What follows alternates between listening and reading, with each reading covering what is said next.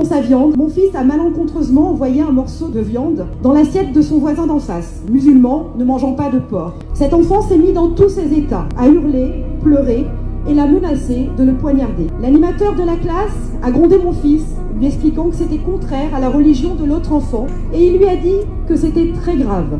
Il lui a demandé de préparer des excuses. L'autre enfant, qui a proféré des menaces de mort, ne s'est pas fait gronder, ni punir. Les parents n'ont pas été convoqués.